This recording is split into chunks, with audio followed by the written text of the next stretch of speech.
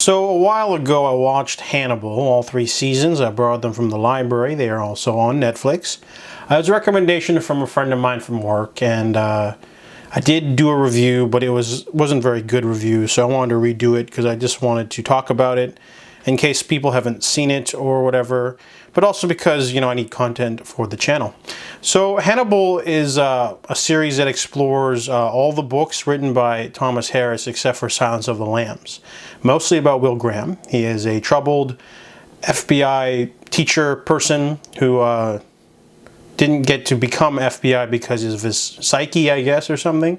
So he's asked to help FBI Director Jack Crawford to find the missing girls because someone is hunting them, a new serial killer.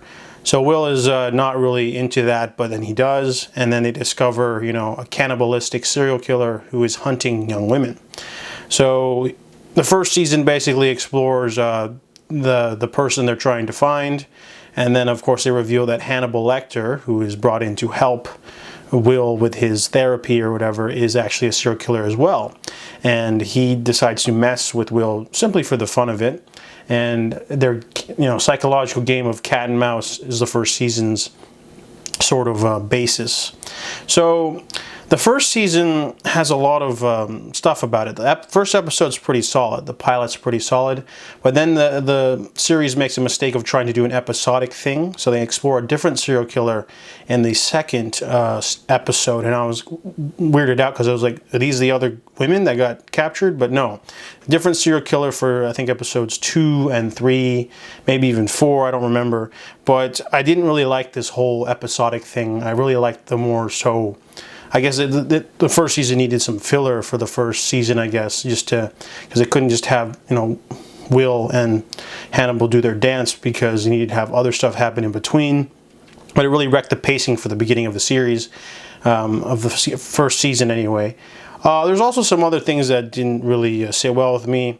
Some of the violence was really over the top to the point of excessive. I don't know if this was supposed to, but it also made it seem really unrealistic because they never show a lot of the stuff that happens. Like, if you ever watch Sherlock, he's got like the superhuman ability to like notice like, oh, you're missing a piece of your ring or something, and that can solve the case. But Will himself is almost like superhuman. They explain that he's on the spectrum, so he's just like really good at, being in the mind of a killer, but he'll just walk into a room, do his little thing, and all of a sudden he's like, the guy is a welder, and he's got a limp in his leg, and he's got a thing, and it doesn't really do the detective work. He just knows, and it's kind of cheap. Also, all the serial killers in this series feel like superhumans. The Minnesota Shrike, he's able to kill a victim, regret it, bring her back to her house and put her in her room without the parents knowing. And they don't show this, like how he did it. She's just there. And some of the other kills are really extravagant. There's a person who's killed and hung in an alley without people noticing. Like, you'd need like pulleys and chains and ropes or something to like, how do people not notice, a person building a totem pole with like 30 bodies on a beach? Like, how does someone not know that? It would take you like 40 hours to do that. Like, so some of this stuff is really like extravagant and like over the top. And I think they're trying to, I don't know what the purpose of that was. Maybe just to make it seem a little less like a procedural. A lot of these serial killers are trying to be flashy or whatever. So then season 2 is probably everyone's favorite. It's probably my least favorite. Very melodramatic season. Too many characters doing stuff and then coming back, and then just a lot of stuff just... I think the first season doesn't really borrow any elements of the books, except, so it's like mostly fresh. All the killers in the first season are kind of like original stuff, but the second season introduces the Vergers, and I really liked the casting for those two. I love Michael Pitt. I didn't even realize it was him. He was so good in the role. And it's nice to see Catherine Isabel again, from Ginger Snaps. So I like those two characters being brought in, and they're getting a little bit more original stuff going on. You know, Will is embracing his dark side of sorts. So I really like that aspect of season 2. And I almost stopped watching after season 3 because the first couple episodes of season 3 are really slow. It doesn't pick up till about 5 or 6 episodes in because they're trying to copy Hannibal. And then they do finish off Hannibal, but then they immediately jump into the Red Dragon storyline, which I loved. I love that story. And then I kind of sat down and realized that maybe the show got canceled because they ran out of material. If they were to do season 4, they'd probably have to try to do Silence of the Lambs, because, you know, where would they go next with these characters? They've already you know, used up all the book material, even some of Hannibal Rising, which I don't particularly like, but they didn't really do much with the Asian woman. And that was probably one of the slowest parts of season 3. But I can see why people enjoy the show. It's very binge-worthy. It's only 10 episodes per season. Great cast. I mean, I'm not a huge fan of Hugh Dancy, but Mads Mikkelsen. Oh, I love Mads Mikkelsen. I've seen like most of his movies. And you know, who doesn't like Lawrence Fishburne? And I like Carolyn DeVernes as well. And then characters get to do more stuff in season 2 and 3, and they're sort of falling into their own, more of an arc rather than just, you know, honestly, Dr. Bloom doesn't do much for seasons 1 and 2 at all. But season 3, they get to do more stuff, and that's cool.